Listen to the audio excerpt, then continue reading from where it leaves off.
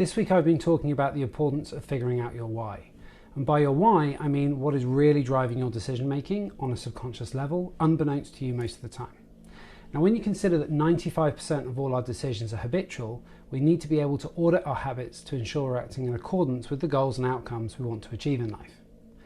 So, in order to do this, we need to get our hands dirty and figure out what's driving us, what the root cause is. To figure out our why, we need to start asking ourselves why. Now, this is a rough summary of a conversation I had with an executive client last week, and I'll be playing both parts, so try and stay with me. I find myself raiding the fridge, the freezer, and even the garage for stuff to eat after dinner. I just can't help it. Okay, why do you think you do that? Are you actually hungry?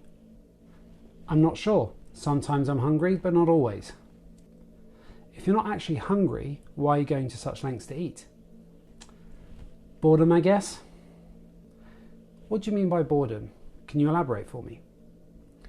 So I've eaten dinner with the family, I've put the kids to bed, and finally get to sit down and relax for an hour or so before I have to go to bed myself. I find myself getting restless on the sofa, and the next thing I know, I've eaten a tub of ice cream. Okay, so it's not so much that you're bored as agitated. Why do you think you're always agitated at night before you go to bed? I'm really not sure. I've never thought about it before. We sit in silence for a moment whilst the client thinks about it. Once I've sat down to relax, I guess my mind starts to wander, and I guess I start to go over stuff in my head. What kind of stuff are we talking about? Why the sky is blue, or all the stuff you didn't get done that day? No, more like to-do lists, stresses at work, difficult colleagues, projects running behind, all that kind of stuff. The client sits there for a moment thinking about it further. I guess because I stopped for the first time since I woke up, I'm not running around like crazy, so I have a chance to reflect and just think. When that happens, I tend to get anxious.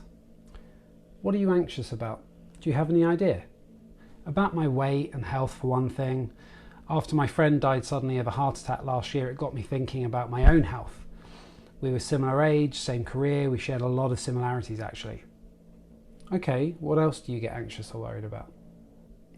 Well, I'm under a lot of pressure at work right now. I get this feeling in the pit of my stomach, like a sinking feeling.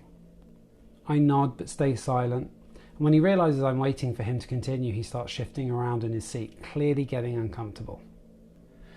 I guess I'm worried that one of these days the other execs are going to realise I should never have gotten the job in the first place.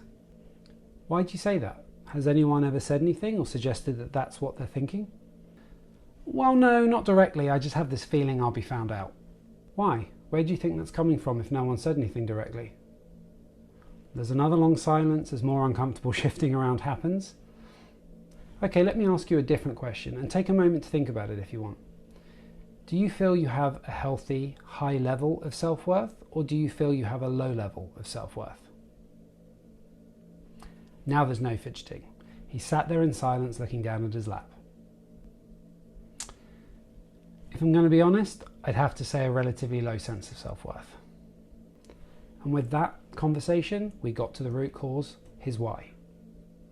He didn't feel he deserved to be the CFO of his company, that he was a fraud just waiting to be found out. The next conversation we had delved even deeper into the why behind his low self-worth. His highly critical father had throughout his life told him he'd amount to nothing, that he would always be a failure.